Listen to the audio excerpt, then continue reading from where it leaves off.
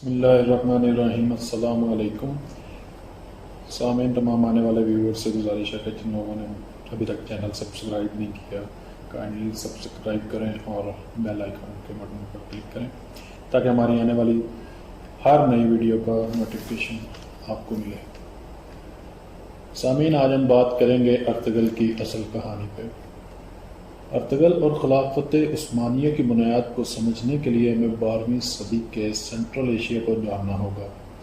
Central Asia میں اس وقت سلجوق حکمران تھے۔ ان کی سلطنت آج کے ترکی پر مشتمل تھی۔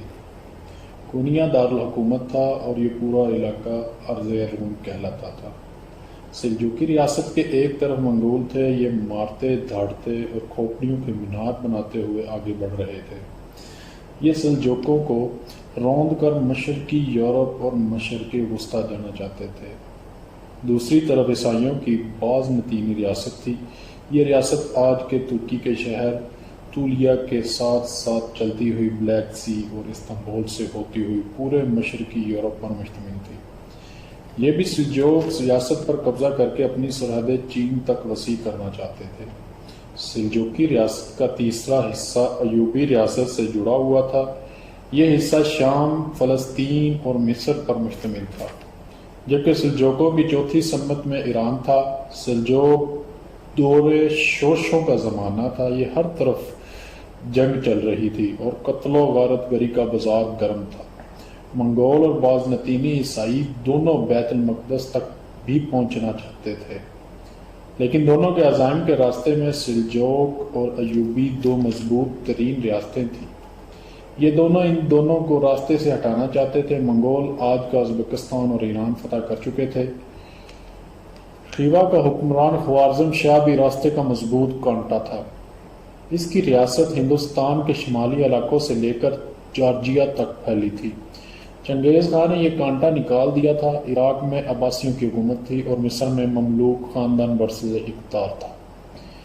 یہ بھی بازنطینی اور منگول حکمرانوں کا ٹارگٹ تھے، لیکن ایوبی ریاست اور سلجوق حکمرانوں کے ہوتے ہوئے مصر اور عراق پہنچنا مشکل تھا۔ چنانچہ منگول اور بازنطینی عیسائی دونوں ایوبیوں اور سلجوقوں کے خلاف اکٹھے ہو گئے۔ یہ دونوں کو آپس میں لڑاتے بھی رہتے تاکہ مسلمان کے ساتھ لڑ کر کمزور ہو جائے۔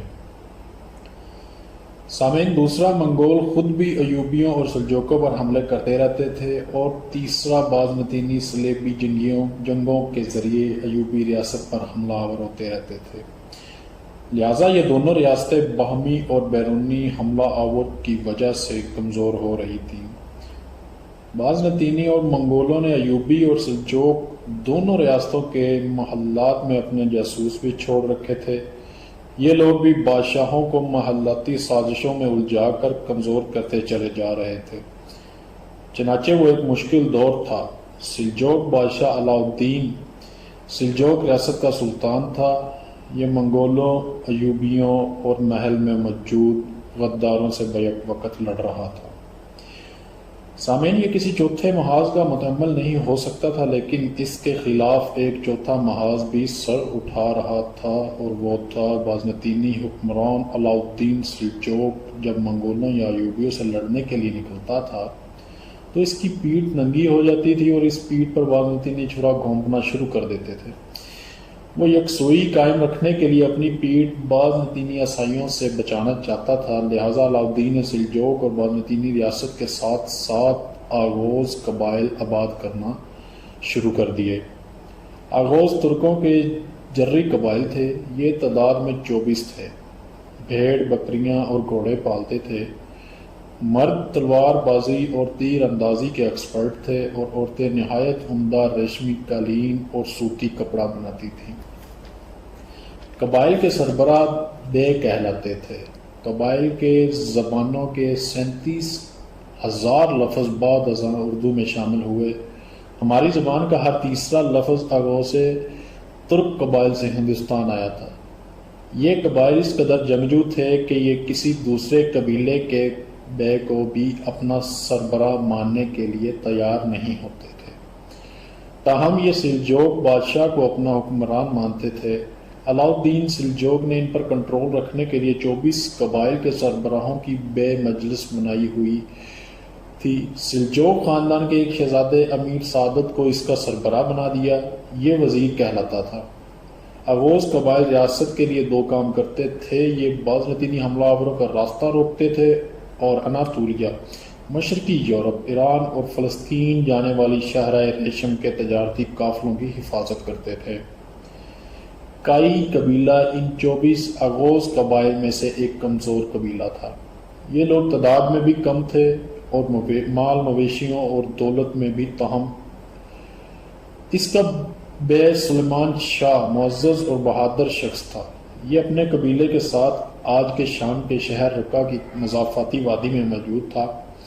اس کے 4 بیٹے تھے۔ ارطغرل دوسرا نمبر تھا۔ ارطغرل انتہائی بہادر، سمجھدار اور ماہر جنگجو تھا۔ والد اس سے بہت محبت کرتا تھا۔ ارطغرل شکار کا رسیا تھا۔ یہ اپنے 3 دوستوں ترگت، عبد الرحمن اور دون کے ساتھ شکار کھیلتا رہتا تھا۔ ارطغرل کے تینوں دوست یتیم تھے اور انہیں اس کی ماں حما خاتون نے پالا تھا۔ وہ ارطغرل کے ساتھ پل کر جوان ہوئے تھے، چنانچہ وہ اس پر جان چھڑکتے تھے۔ اس زمانے میں عالم اسلام میں 2 عظیم صوفی دانشور تھے، مولانا روم اور حضرت محی الدین ابن العربی۔ مولانا روم کونیا میں رہتے تھے اور وہ سلجوق حکمرانوں کے روحانی استاد تھے، جبکہ ابن عربی کا مدرسہ حلب شہر میں تھا۔ یہ دونوں صوفیہ کرام جنگوں اور تباہی کے شکار لوگوں کے دریدہ دل سیتے اور ابلتے ذہنوں پر مرہم رکھتے تھے۔ ابن العربی باطنی علوم کے ماہر تھے۔ یہ ایک بار اپنے مریدوں کے ساتھ جنگل سے گزر رہے تھے اور ارطغرل شکار کے لیے نکلا ہوا تھا۔ اس نے ہرن کے ایک بچے پر تیر چلایا۔ ہرن کے بچے کی ٹانگ زخمی ہو گئی اور وہ دوڑ کر ابن العربی کے پاس چلا گیا۔ حضرت نے اس کی زخمی ٹانگ پر مرہم لگایا اور پٹی کر دی۔ ارطغرل اپنا شکار تلاش کرتا کرتا ابن العربی تک پہنچ گیا۔ حضرت نے اسے اپنے ساتھ بٹھایا، کھانا کھلایا، اس کی آنکھیں اور پیشانی دیکھی اور مسکرا کر فرمایا، تمہیں جتنے ملکوں کے نام یاد ہیں تم وہ بولو۔ ارطغرل کو جتنے نام آتے تھے وہ بول دیے۔ حضرت نے فرمایا، بس تمہیں صرف یہ یاد ہے؟ ارطغرل نے ذہن پر زور دے کر ان میں مکہ، مدینہ اور فلسطین بھی شامل کر دیے۔ حضرت ابن العربی مسکرائے اور فرمایا، جاؤ یہ سارے ملک تمہارے ہوئے۔ سامعین، ارطغرل کا قبیلہ اس وقت قحط کا شکار تھا۔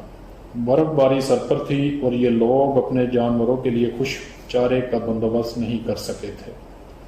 چنانچہ اس نے طنزیہ نظروں سے ابن العربی کی طرف دیکھا، مسکرایا اور اٹھ کر چلا گیا۔ ارطغرل کی ابن العربی سے دوسری ملاقات حلب شہر میں ہوئی۔ یہ اس وقت سلجوق خاندان کی ایک مفرور شہزادی حلیمہ کے عشق میں مبتلا تھا۔ قبیلہ اس عشق کے خلاف تھا۔ کیوں؟ سامعین، کیونکہ یہ شادی آغوز روایات کے بھی خلاف تھی اور یہ سیدھی سادی سلجوق حکومت کو آب بیل مجھے مار کی دعوت دینے کے مترادف بھی تھی۔ اور قبیلے کی حالت یہ تھی کہ اس کے پاس سردیوں میں سر چھپانے اور کھانے کے لیے گندم تک نہیں تھی۔ ارطغرل کے مزاج میں کمپرومائز کا مادہ نہیں تھا، لہذا یہ ڈٹ گیا۔ یہ اس کی زندگی کا مشکل ترین دور تھا اور وہ اس دور میں دھکے کھاتا کھاتا ابن العربی کے مدرسے پہنچ گیا۔ ابن العربی نے اسے اپنے پاس مہمان رکھا، اس کی فکری رہنمائی کی، اس کو تسلی دی۔ میں یہاں آپ کو یہ بھی بتاتا چلوں، اس زمانے میں اسلامی ملکوں کے اندر ایک خاموش تحریک چل رہی تھی۔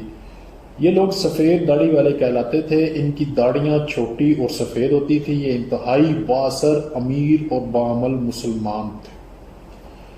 ان کا ایک مضبوط جاسوس نیٹ ورک تھا۔ یہ پورے عالم اسلام میں پھیلے ہوئے تھے اور ایک دوسرے سے رابطے میں رہتے تھے۔ ان کی زندگی کا صرف ایک مقصد تھا، اسلام اور عالم اسلام کی حفاظت۔ یہ اسلام کے لیے خطرہ بننے والے حکمرانوں تک کو قتل کر دیتے تھے۔ سفید داڑھی والے سلجوق، عباسی، ایوبی اور مملوک چاروں سے تنگ تھے۔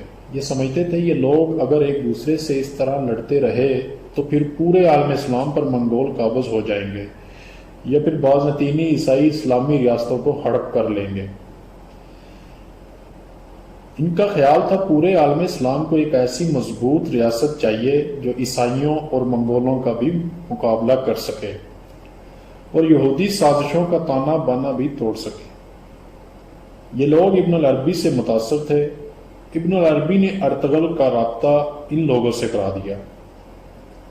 یہ لوگ اس سے متاثر ہوئے، لیکن ان کا خیال تھا یہ ابھی اتنا میچور نہیں کہ کوئی ریاست بنا سکے اور چلا سکے اسے، لہٰذا ان لوگوں نے اس کی پرورش اور تربیت کا فیصلہ کر لیا۔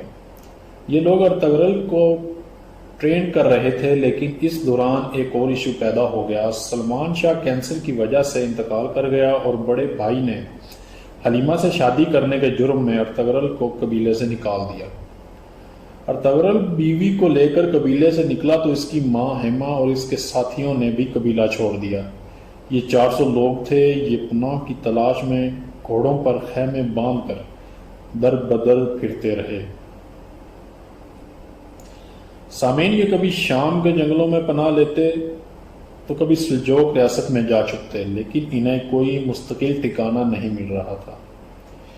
یہ آخر میں در در کی ٹھوکروں سے تنگ آ گئے اور انہوں نے واپس جانے اور اپنے قبیلے سے معافی مانگنے کا فیصلہ کر لیا۔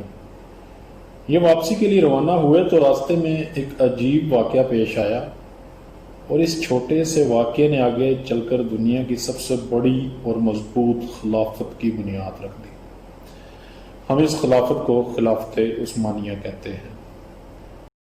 سامعین، ارطغرل کی اصل کہانی کا بقیہ حصہ ہماری آنے والی نیکسٹ ویڈیو میں پیش کیا جائے گا۔ یہ ویڈیو آپ کو کیسی لگی کومنٹ کریں، اور نئے آنے والے سامعین سے گزارش ہے کہ وہ ہمارا چینل بھی سبسکرائب کریں اور بیل آئیکن کے بٹن کو دبائیں تاکہ ہماری ہر آنے والی نئی ویڈیو کو نوٹیفیکیشن آپ کو مل سکے۔